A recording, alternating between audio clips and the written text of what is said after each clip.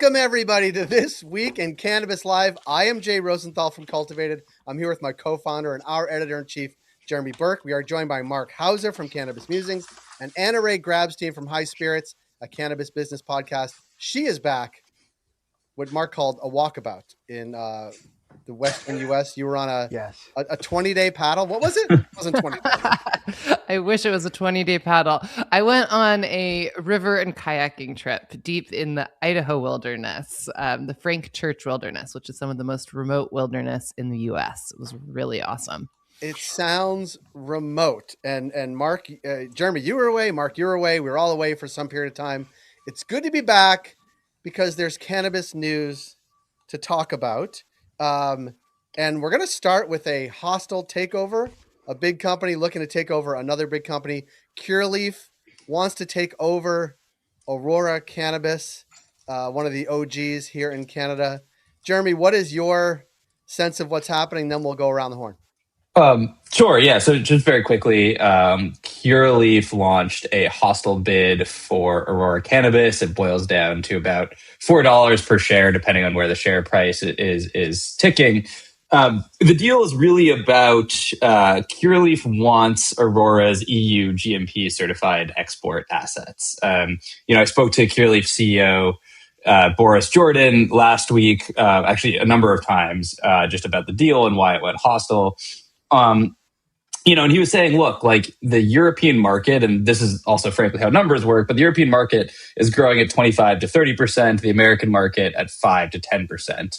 Meanwhile, they are increasing the European countries, Germany and Portugal, are increasing the standards about what cannabis can enter, meaning the bar is high, and it's very difficult for American companies to meet that bar, even through licensing agreements. I mean, Curaleaf wants control. And so, to Boris, his point was that Aurora has the right assets. They're in the wrong hands. I'll let shareholders determine that. Aurora has been pretty quiet about commenting on this. But it's a really interesting proxy fight, right? I mean, the deal makes a lot of sense for Curaleaf.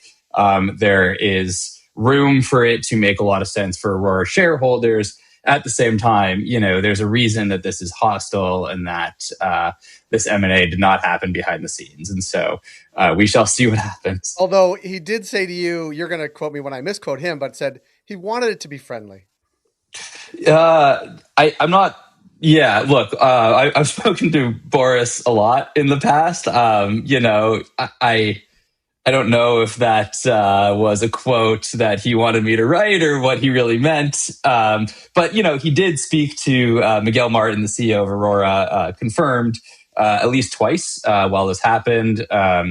So friendly, I don't know, but at least cordial, I think he wanted it to be. And now it's sort of exploded into the press. It's become a big sort of public fight. And I would say it's no longer cordial, but it can get back there, right? And so we'll see what happens. We'll see. Anna Ray, I know you've been following this, and obviously you have, Mark, as well. Anna Ray, to you, what are some of your initial thoughts when you saw this sort of cross the tape? I wasn't surprised because I have been hearing Boris talk about how even Curaleaf, the largest cannabis company in the world, isn't yet big enough to get attention from large institutional investors. And so it seemed to be a bit of a hint when he was saying those things publicly months ago that there was going to be substantial growth ahead for Curaleaf. And it makes sense why they would target Aurora because it definitely supports their international growth strategy. And they have a substantial distribution footprint available to them in Europe through acquisitions they've already made. And this EU GMP cultivation asset or assets that Aurora owns in Canada is really the way to quickly scale that opportunity that they have in Europe. And building EU GMP cultivation from the ground up is super time intensive and expensive. Yeah.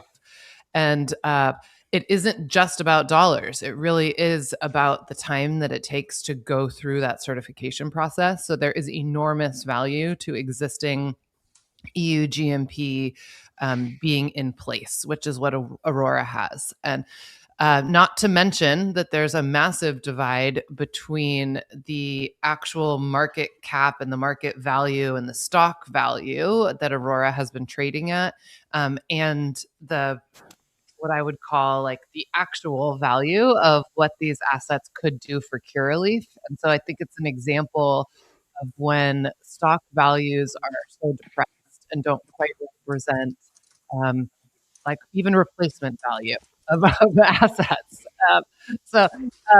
No brainer for Curaleaf. I can understand why the Aurora team was not initially interested because they probably understand the value of their assets and know that the stock price doesn't quite represent the way that they would value the company, which is how a lot of public cannabis CEOs will talk and say, well, stop looking at the stock price. It doesn't matter. And this is an example of why the stock price does matter, because you can be subject to a leveraged buyout if you're not careful and you have really depressed stock values. Mark, Yeah, I mean, anything?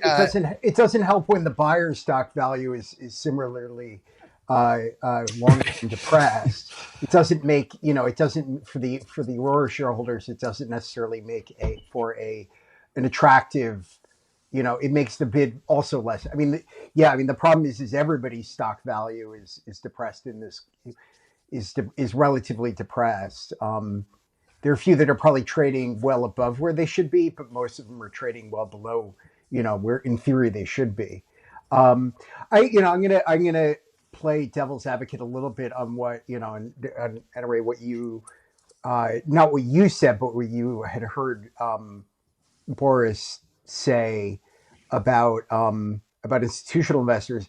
I don't think it's the lack of Canadian assets that is, and the Curaleaf being too small being the reason that institutional investors haven't invested in this industry any, in the past couple of years. I mean, it's a $3 billion market cap right now, and that's not nothing. It's not a penny stock. So, that still doesn't, that's just a sort of nitpick on that one statement. I mean, it does make a lot of sense.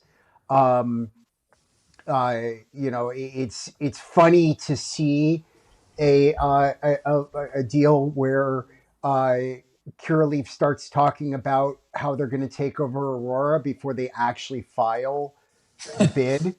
That was kind of funny to watch. You don't see that happen very often.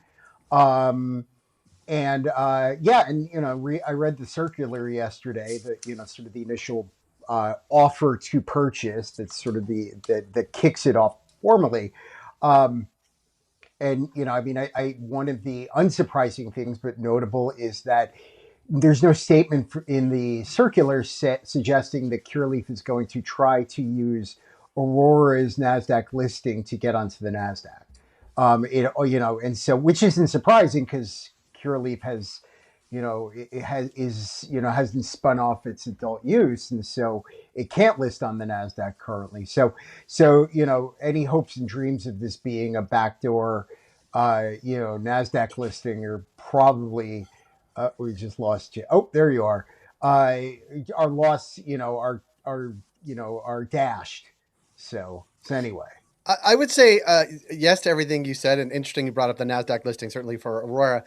There are a couple of things that are interesting. This one, Cam Batley, for those that have followed Aurora for a long haul, was Aurora's sort of face, certainly to investors and retail investors over a long time. And he's sort of back talking about this. So if you're on Twitter, I would follow Cam Batley because he has some interesting insights about what is happening, certainly from having a stake, I would imagine, in Aurora, but also how this is playing out in publicly. That's one thing. Two, well, maybe not this exact scenario.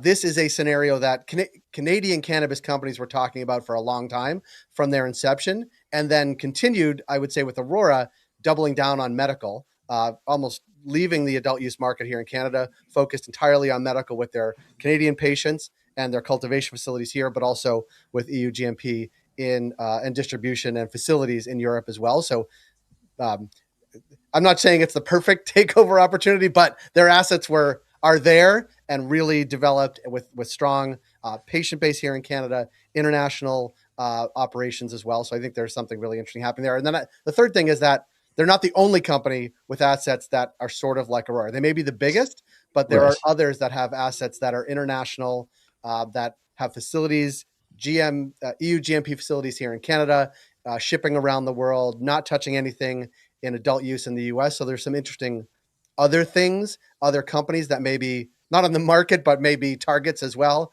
either from Curaleaf or others. And we actually saw Tilray make some announcements about expanding their EU GMP stuff over the past 24 hours even. Look at us. Yeah, so I think it's a little bit of look at us as well. And even Aurora made some announcements recently about expanding their footprint. Well, there's a lot of attention around EGMP because there has been some different pathways to be exporting or importing, cannabis into Europe. And you didn't exactly need EU GMP the whole way through. There were different certifications, GACP, that people were using. And then in some ways, I don't know what you'd call it, but kind of like greenwashing, but like GMP washing through different processing layers and steps in the supply chain. And that is being cracked down on. And so it's making it so that it is now more challenging to get cannabis into the EU without actual EU GMP. And it's certainly going to be getting more strict as time goes on. There's more crackdowns happening. All of those things. Yes. Oh, one other thing, Jeremy, that you didn't mention when you were talking about Boris Jordan talking about this deal, it's not only that U.S. markets are, here and EU markets are expanding, but also the margins on EU market are much better because it's medical, right? So that is an important factor that I did see him mention as well. Yeah. On another platform that I won't give a plug. One other thing I'd add, this may be reading a little too much into it, so to be fair to what I'm about to suggest, but is that, this also sends a little bit of a signal that there isn't a ton of confidence that U.S. exports are going to happen anytime soon. Now, if you can get the buyout done in the next 3 to 6 months, that gives you a leg up and lets you buy up assets that are already exporting. So, but if there were an expectation that we would be able to, that there was a strong expectation that medical Schedule 3 was, that was going to survive the litigation challenges, and we're going to see DEA registrations pretty soon, and the DEA sort of, weed laundering process all set up pretty soon. And then, the DEA is going to next allow export, like that. There are high, strong confidence that that's coming down in the next couple months. You probably wouldn't bother with buying. And then you also have to get everything GMP certified. I think that's the bigger. We just don't have enough of that. So I think that, so to me, it also says like, as much as everybody, there's a few people who are saying export is the next big thing, we're not there. Yeah. Yeah. I think it's, what Boris told me, he was, frankly, like it's cheaper to buy than build. Right. And so, even with a hostile takeover in this proxy fight, they would rather, to your point, Mark, do that as plan A and build as plan B than vice versa. Yeah. And conversion, which is almost a kind of a middle ground because there is lots of existing Curaleaf cultivation in the U.S., but converting that to EU GMP is kind of irrational and doesn't work. As the problem. So can you give us a lot minute US on cultivators are going to be in that situation, even if the DEA does allow export. Can you give us 1 minute on why it doesn't make sense to convert to GMP?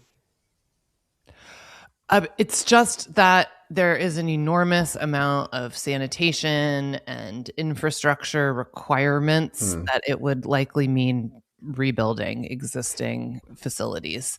And it's just more complicated than it's worth.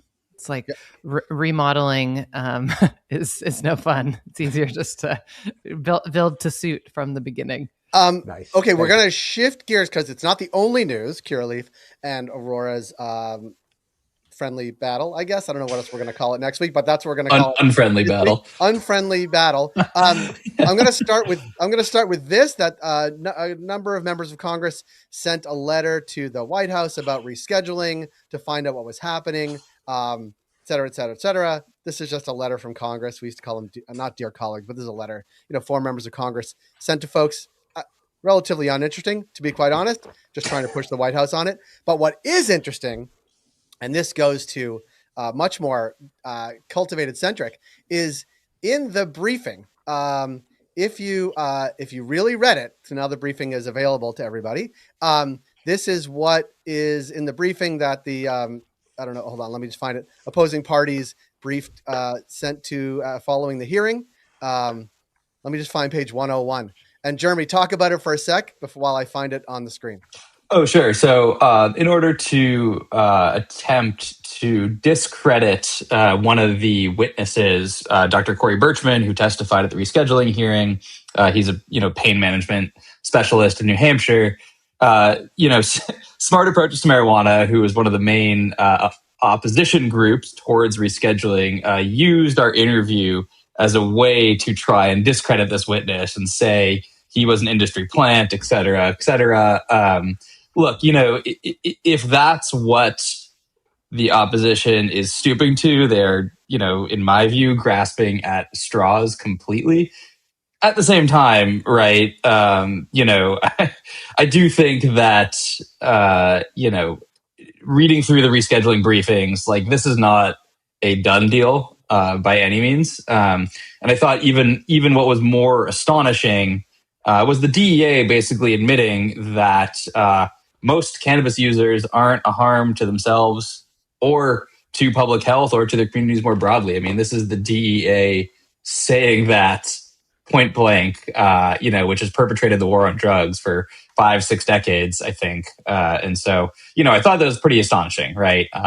Seeing those two pieces in the same document is quite startling. And at the same time, I'm happy that Cultivated, regardless of how it's there, is inserted into the federal record. So, thank you for reading us, Smart Approaches to Marijuana.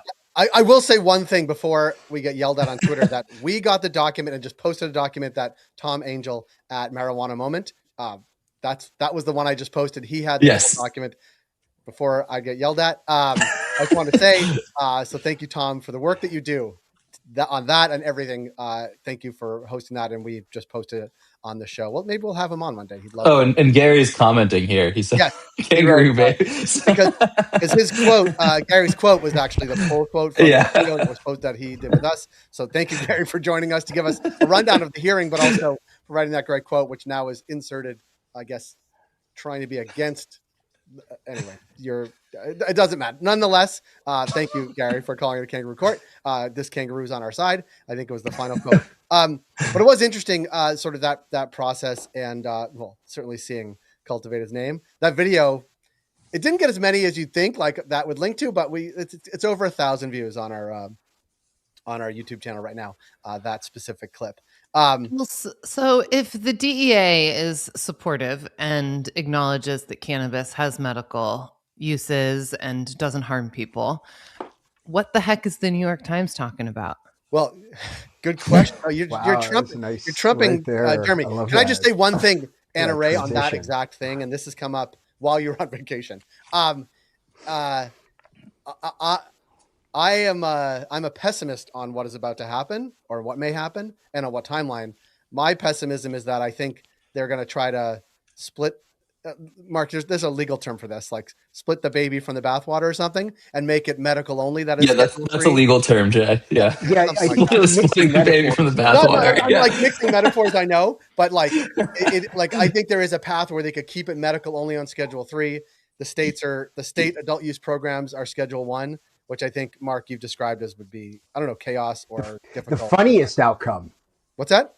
The funniest outcome, for sure. I mean, there's a lot of people that are having a lot of opinions about what might happen. I talked to Jason Adelstone this week. He's a lawyer out of Colorado that works on a lot of international treaty stuff. And he also has a lot of pessimism about this process. He thinks that the executive order will not stand, and that anything that will stand will be what comes out of this ALJ process, which would then put the DEA in an awkward position, because the work that the DEA has done on registration so far has to do with what was in the executive order. And so his opinion is that that whole registration process would get pulled back, and it wouldn't exist in this ALJ version of Schedule 3. I don't know what to call it.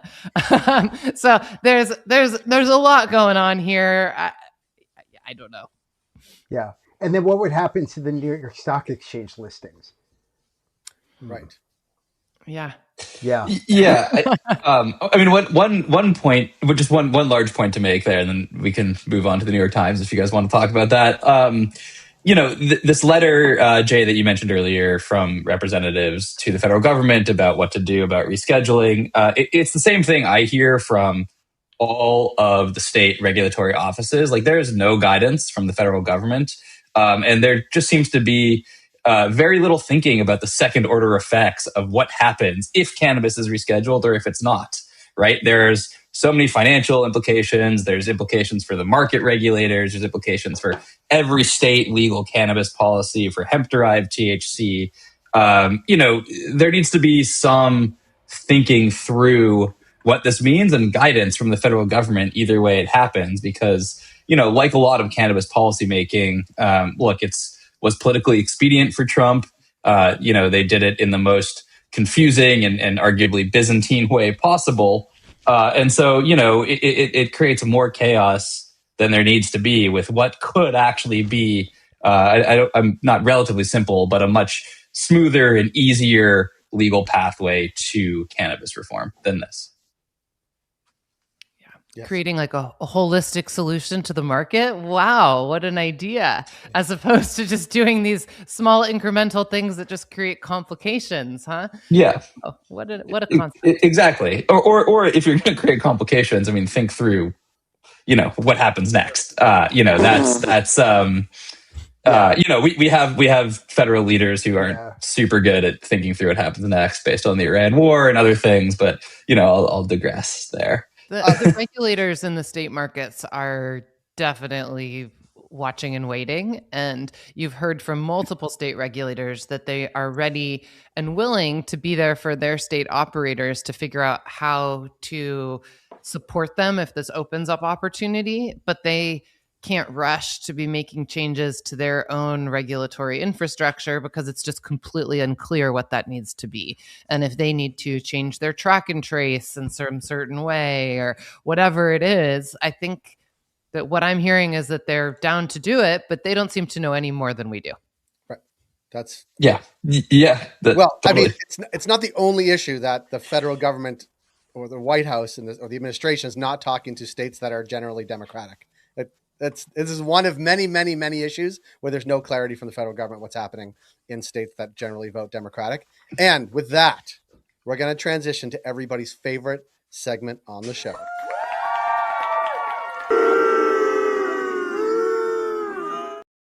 That's our intro to winners and losers. Who wants to go first? Raise your hands. Jeremy, you're up first.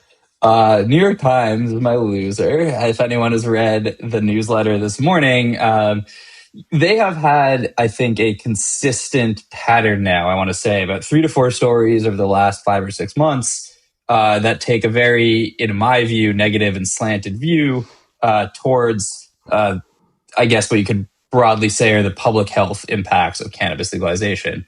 Conflating, again, absolute and relative numbers. It's a classic statistical sleight of hand. Talking to sources that largely agree with, what seems to be a predetermined thesis that cannabis legalization is bad. So look, it's disappointing to see it for the paper of record. It's calls into question how they view other topics and why their editorial process is breaking down a little bit. But look, I do, having worked in mainstream media for a long time and having a lot of friends who work in mainstream media, like I still do think that the frame that, cannabis legalization is driven by corporate interests who want to addict people to these high potency drugs. Like that's a catnip for journalists and journalism in general. Exposing corporate malfeasance is like the North Star of any, media company. And so I think, it's going to be very hard to disavow reporters of that notion. I mean, we've seen books be written about that, articles be written about it. And I do think it is, somewhat of a consequence of the industry leading reform efforts and sort of sucking up the oxygen from advocates. It creates a very easy boogeyman. And, the Times is leading into that. But look, like we can refute with statistics and evidence all we want, some of the claims in those stories. At the same time, that narrative is not going away. And the industry does need to consider that very carefully, especially right now with rescheduling still up in the air. That's your loser. Do you have a winner? No. You don't have to. It's such a negative way to end the week, Jeremy. But I thought very carefully about it. Whichever shareholder base emerges from the Curaleaf or Aurora fight is going to be my winner. So to be determined. Fair enough. There you go. Anna Ray. I'm going to talk about a winner that is people that are into data and cannabis right now. I think are at this like incredible inflection point because so many of the different cannabis technology tools that people are using are now hooking into AI using Claude MCPs. And MCP stands for Model Context Protocol. And it's basically like a pipe, like a USB pipe of your data from an existing like POS or data platform into Claude to be able to analyze it. And I am seeing a massive transition with businesses to starting to become more data focused because they are able to actualize their data and use it in ways that they never could before. I've been testing out the BDSA MCP, and it's just incredible how it can take cultivated news mixed with the data, mixed with something else, and like shoot out a whole bunch of insights in ways that it wasn't that I couldn't have done that myself, but it would have taken me hours of pivot tables and different spreadsheets, and then you can just now do it in minutes. So there is this massive availability to data insights that we have never had before with all of the existing platforms and tools. And I think it's just going to be ramping up, but it's starting to get really hot and heavy right now. So the winners are the data users and people that love that stuff. And the loser in this case is Excel pivot tables. Yes. I think in this case. The losers, the non-cultivated readers, let's say that. Always those all losers. You can be a winner if you sign up for our list. Not cultivated.news. Mark, winners, losers. One loser is our industry for once again sort of picking up on the clickbait of this story earlier this week that that marijuana could generate 58 billion or 75 billion of 58 billion of tax revenue over the next 10 years if all the states legalized, where the federal government's revenue annually is 5 trillion. It's not chump change, but I think it's just we continue to delude ourselves that that the federal government is going to care about the economics of cannabis as a reason to legalize it. We've always sort of that's always been this thing of like, oh, it's so many jobs and all, nobody cares. It's drugs, and and that's not saying we're never going to see legalization, but the economics of it are not the reason why we're going to ever see legalization. So we just got to, we continue to kid ourselves, and just sort of a cautionary tale of it's interesting information. Don't get me wrong, but that's, don't make more out of it than it is. Fair enough. I have a loser and a winner. My loser, only because I'm going to frame it like this, is a UMass poll about the repeal measure on the ballot. Would definitely vote no. So that is the pro-cannabis industry side, I guess, is 40%, and the definitely would vote yes is 15%. So the no's are winning by a lot in this case. Not that a campaign doesn't need to be run, not that this isn't a threat to the industry, that there's a repeal measure on a ballot in a mature market, but people are not turned off by legalization in Massachusetts.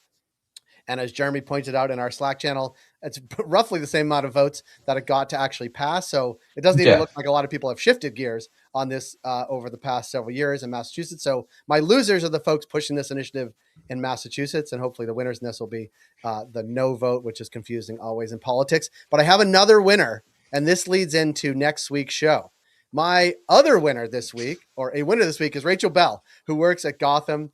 She is sort of their social media person. She has a show called Hi, I'm High, where she gets high and travels around New York and goes to different events and locations and museums and such. And this is in the New Yorker, so that's pretty significant. And she's also amazing. And I say this, she's my winner of the week because she is so cool. And she's going to be on this show next week. So it's like it's a winner plus a lead into next week. We'll sit down with Rachel Bell in New York, which she's called the Curator of High Art by the New Yorker. That's a pretty good title. So she will be with us next week. She couldn't be with us this week because I don't think she's on a river in Idaho, but she's certainly taking a day or two off. So that's my winner of the week. And that's next week, Friday, August 28th at noon Eastern. And that's the show for this week, everybody. Pretty good. It's a lot. It's a big week for everybody. We appreciate everybody joining us on LinkedIn and YouTube or listening to this on whatever podcast platform you got. Welcome back, Anna Ray, Jeremy, Mark. We'll see everybody next week. Thanks, everybody.